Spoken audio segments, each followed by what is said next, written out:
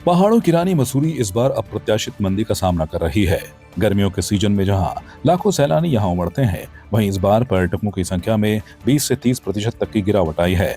पर्यटन विशेषज्ञों के अनुसार कश्मीर में हुए आतंकी हमले और मसूरी के लोकप्रिय स्थल केम्प्टी फॉल में जलस्तर बढ़ने की खबरों ने डर का माहौल बनाया है। सोशल मीडिया पर फैली अफवाहों के चलते कई पर्यटकों ने अपनी बुकिंग रद्द कर दी। स्थानीय होटल, टैक्सी चालक, गाइड और दुकानदारों की आमदनी पर बुरा असर पड़ा है। उत्तराखंड होटल एसोसिएशन और मसूरी होटल एसोसिएशन ने सरकार से जागरूकता और सकारात्मक प्रचार अभियान चलाने की मांग की है, ताकि पर्यटकों का भरोसा फिर से बहाल किया जा सके। प्रशासन ने सुरक्षा के सभी उपाय किए हैं और बताया है कि जलस्तर सामान्य हो चुका है।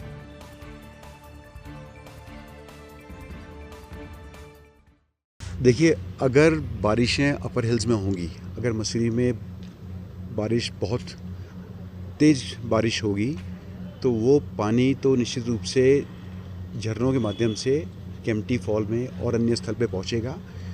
तो आपको लगता है कि पानी बहुत ज़्यादा आ गया है यहाँ पर, कुछ अनिश्चित नहीं है वो। प्रत्येक वर्ष मानसून में इस तरीके की घटना होती है, पानी अत्यधिक आ गया, एक नेचुरल सी बात है। उसमें जो है वो जो पानी आया आके आगे निकल गया, ख़त्म बात। उससे परेशान चिंतित होने की ज़रूरत नहीं है। परंतु यस, सोशल मीडिया पे उसका एक गलत मैसेज आता है कि तबाही हो जाएगी, क्या हो जाएगा, कैसे हो जाएगा। ये नॉर्मल प्रक्रिया है, नॉर्मल रूप से ये हर साल घटित होता है। इससे कोई चिंता की बात नहीं है, इससे पर्यटक को डरने की आवश्यकता नहीं है। सरकार को भी एक तरीके से जो है पर्यटक को जो है विश्वास सरकार की कहने पर ज़्यादा होता है। हम भी प्रयास कर रहे हैं, पर्यटक अपने बुकिंग जिनकी हैं उनको कन्वे कर रहे हैं कि किसी रूप से कोई भी परेशानी नहीं है, कोई भी डरने की ज़रूरत नहीं है। आप अपनी बुकिंग कैंसिल ना कराएं और आप आएँ। सरकार भी इस रूप से अगर एक मैसेज कन्वे कर देगी कि चिंता की कोई बात नहीं है, सब कुछ नॉर्मल है, तो हम लोग उस बात के सरकार के आभारी होंगे। देखिए, खाली मसूरी नहीं, पूरे प्रदेश में पिछले कुछ दिनों से ना 10-15 दिन से कुछ जो जैसे मई के हिसाब से जो बुकिंग आनी चाहिए थी, उस हिसाब से बुकिंग कम आ रही है। मैं ये नहीं कहूँगा कि बिज़नेस नहीं है, बिज़नेस है, लेकिन जो गर्मियों के मौसम में बुकिंग आनी चाहिए उसका उस हिसाब से बुकिंग कम है। उसका रुझान भी आगे की बुकिंग्स का थोड़ा कम नज़र आ रहा है। चाहे वो चारधाम यात्रा रूट पे ले लें, चाहे हरिद्वार में ले लें, चाहे जिम कॉर्बेट में ले लें, चाहे मसूरी दे लें या धनौल्टी, जितने प्रमुख पर्यटन स्थल हैं, इनमें जैसे मई के महीने में एक ऑक्यूपेंसी मिलनी चाहिए होटल्स में, उससे औसतन थोड़ी कम है। वो ज़्यादा नहीं है, लेकिन 15-20% का फ़र्क पड़ा हुआ है डेफिनेटली। और जो एक हल्का सा चिंता का विषय वो ये है कि आगे की बुकिंग भी थोड़ी स्लो है। मैं ये नहीं कह रहा कि बहुत स्लो है, लेकिन जैसा अनुमान लगाया जाता है मई के महीने में और जून के महीने में, जो हमारे बिल्कुल पीक पर्यटन का सीज़न होता है, उस हिसाब से थोड़ा रुझान कम है। उत्तराखंड की बिगड़ती कानून व्यवस्था के खिलाफ खटीमा मुख्य चौक पर युवा कांग्रेस कार्यकर्ताओं ने सरकार का पुतला दहन किया। कार्यकर्ताओं ने आरोप लगाया कि राज्य में नारी उत्पीड़न, बलात्कार, चोरी और लूट जैसी घटनाएं लगातार बढ़ रही हैं, लेकिन सरकार मूक दर्शक बनी हुई है।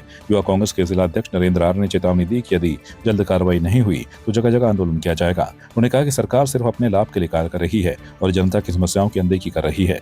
कांग्रेस प्रदेश कार्यकारिणी सदस्य उमेश राठौर ने भी प्रदेश में महिलाओं के खिलाफ बढ़ते अपराधों पर चिंता जताते हुए सरकार की नाकामी को उजागर किया। प्रदर्शन के दौरान कार्यकर्ताओं ने नारेबाजी करते हुए कानून व्यवस्था को सुधारने की मांग की और सरकार को चेतावनी दी कि यदि हालत नहीं बदले तो आंदोलन तेज किया जाएगा। आज यूथ कांग्रेस ने यहाँ पर हमने भाजपा सरकार का पुतला दहन किया है। आप देखिए, अगर पहले आप देखेंगे तो अंकिता भंडारी का केस जो है, उसमें जो सफ़ेद पोश लोग थे उनका आज तक उजागर नहीं हुआ है। और चंपावत में, बनबसा में भाजपा का मंडल अध्यक्ष जो कि नारी के उत्पीड़न में षड्यंत्र में सम्मिलित था, उस मामले में भी सरकार ने कुछ नहीं किया है। और अभी आप देखेंगे कि रुद्रपुर के अंदर भाजपा का एक जो सभासद है, उसने भी नारियों के साथ किस प्रकार से उत्पीड़न किया था। वहीं लाल कुआं देख लीजिए। तब पूरे प्रदेश के अंदर, और नैनीताल में आप देखिए कि नैनीताल में किस प्रकार से एक 12 वर्ष की जो बच्ची है उसके साथ दुष्कर्म हुआ। आप देखिए कि हमारे ये सितारगंज में किस प्रकार से एक लड़की को मार दिया गया, इस प्रकार से तमाम जो पूरे उत्तराखंड के अंदर जो नारियों के साथ उत्पीड़न हो रहा है उसमें भाजपा सरकार के कानों में जूं तक नहीं रेंग रही है और कानून व्यवस्था बिल्कुल चौपट हो गई है। जो अपराधी किस्म के लोग हैं उनको कानून का बिल्कुल भी भय नहीं है और भाजपा सरकार को जगाने के लिए, कानून व्यवस्था सही करवाने के लिए आज यूथ कांग्रेस के तमाम साथियों ने यहाँ भाजपा की सरकार का पुतला दहन किया है। और निश्चित रूप से अगर ये सरकार नहीं जागती है, नहीं कोई ठोस कदम उठाती है तो ये आंदोलन हम आगे भी अग्रसर आगे बढ़ाते रहेंगे। पूरे प्रदेश में लगातार बलात्कार, डकैती, चोरी सारे मामले इतने गंभीर हो रहे हैं, मगर भाजपा सरकार सिर्फ पैसे कमाने में ध्यान है, ठेके में ध्यान है, खनन में ध्यान है, बाकी उन्हें कोई मतलब नहीं। जनता कितना ही परेशान हो, जनता का कितना भी शोषण हो, उन्हें कोई फर्क नहीं पड़ता। सिर्फ उन्हें अपने जेब गर्म करने से मतलब है, अपने चाहते लोगों को, उन लोगों का भला करना है। मगर वो ये नहीं देख रहे हैं कि आम जनमानस, आम जो महिलाओं, अगर इसी तरह से लगातार महिलाओं के साथ गलत हो रहा है तो यूथ कांग्रेस, आज तो हमने यहाँ पर पुतला दहन किया, अगर लगातार जो जिन अपराधियों ने उनके साथ गलत किया है, जो इनके हैं, उनको अगर न्याय नहीं मिला तो यूथ कांग्रेस फिर से दोबारा बड़ा आंदोलन करेगी और खटीमा पर जो खटीमा कांग्रेस है, समस्त कांग्रेस और हर जिले में जाके ये पुतला दहन और धरना प्रदर्शन करेगी और आगे इन्हें कार्रवाई नहीं करेगी। जीआईसी बेरीनाग के सभागार में माह के प्रथम मंगलवार को तहसील दिवस का आयोजन विधायक फकीर राम टमटा की अध्यक्षता में हुआ। इस दौरान पेयजल, सड़क और प्रशासनिक अव्यवस्थाओं से जुड़ी कई समस्याएं सामने आई। पूर्व क्षेत्र पंचायत सदस्य चारू पंत ने जाबुकी थल की 18 लाख की सौर ऊर्जा लिफ्ट पेयजल योजना में एक दिन भी पानी न आने की शिकायत की। पूर्व प्रधान महेश पंत ने जल जीवन मिशन की योजनाओं की उच्च स्तरीय जाँच और बेरीनाग में उप निबंधक कार्यालय की आवश्यकता को प्रमुखता से उठाया। विधायक फकीर राम टमटा ने एनएच विभाग की कार्यप्रणाली पर नाराजगी जताते हुए लापरवाह अधिकारियों पर कार्रवाई की बात कही। अपर जिलाधिकारी योगेंद्र सिंह ने सभी विभागीय अधिकारियों को निर्देश दिए कि तहसील दिवस में उठी समस्याओं का समाधान 15 दिनों के भीतर सुनिश्चित किया जाए। स्थानीय जनता ने समाधान की उम्मीद जताई है। तहसील दिवस का आज बेरीनाग में था कि यहाँ पे हमारे जिले से अधिकारी आए थे, सभी कर्मचारी थे। ये हमने सख्त आदेश कर दिया कि भाई काम अगर समय से काम नहीं होगा तो आपके ऊपर उचित कार्रवाई की जाए। आज बेरीनाग में तहसील दिवस का आयोजन किया गया था। जिलाधिकारी महोदय के निर्देश क्रम में आज इसमें मैं भी यहाँ पर आया हुआ हूँ। हमारे पास कुल 13 शिकायतें हमें इस तहसील दिवस के अवसर पर प्राप्त हुई हैं, जिसमें से 3 का निस्तारण मौके पर ही किया गया और बाकी जो विभागीय प्रकरण हैं उनको विभागों को हस्तांतरित किया गया है। कतिपय प्रकरण नीतिगत हैं, माननीय विधायक जी भी हमारे साथ थे। नीतिगत प्रकरणों में उनके द्वारा भी आश्वासन दिया गया है कि जहाँ पर भी उनके स्तर से पत्राचार होना है वो अपने स्तर से करेंगे। इसके अतिरिक्त सभी विभागों को निर्देशित किया गया है कि एक पॉजिटिव एटीट्यूड के साथ जो भी हमारे प्रकरण हैं इनका समाधान करेंगे और 15 दिन के अंदर इसकी कंप्लायंस रिपोर्ट जिलाधिकारी महोदय को भेजी जाएगी।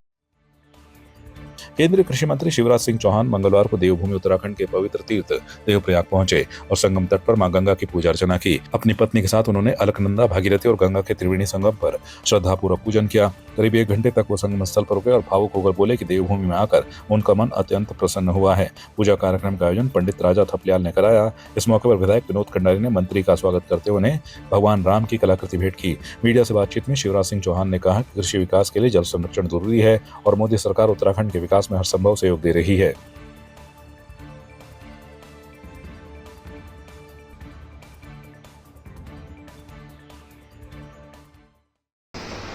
माननीय मुख्यमंत्री जी के साथ, कृषि और ग्रामीण विकास मंत्री जी के साथ कल यहाँ के कृषि और ग्रामीण विकास को लेके विस्तार से बैठक हुई। सारे अधिकारी थे, केंद्र के भी और राज्य के भी।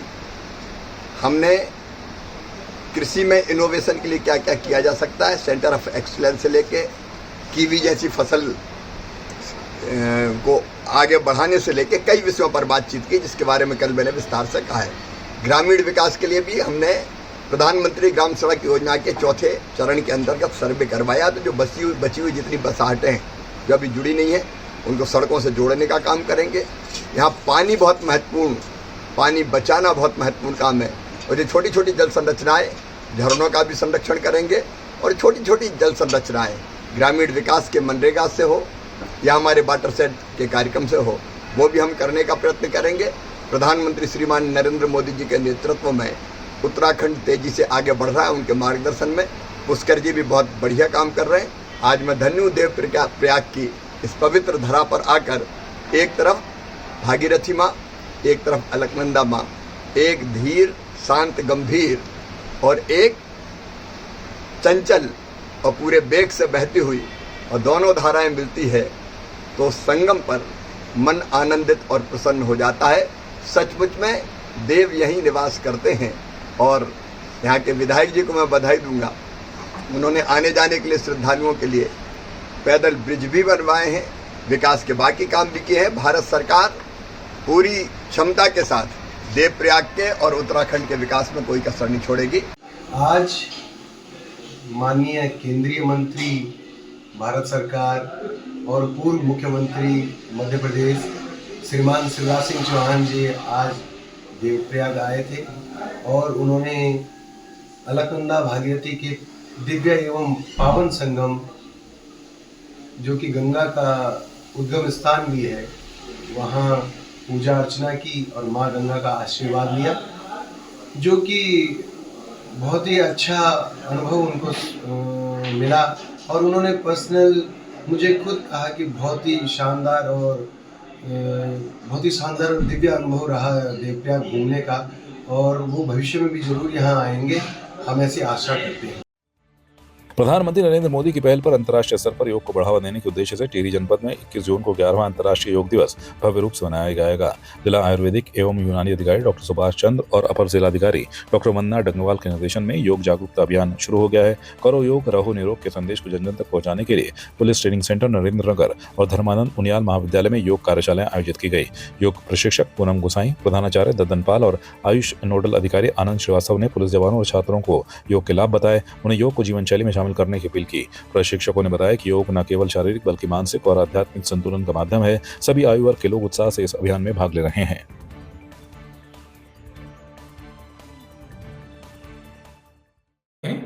योग न केवल शरीर बल्कि मन को भी स्वस्थ रखने का एक साधन है, न केवल एक कोई चिकित्सा या कोई साधन बल्कि पूरी जीवन शैली है।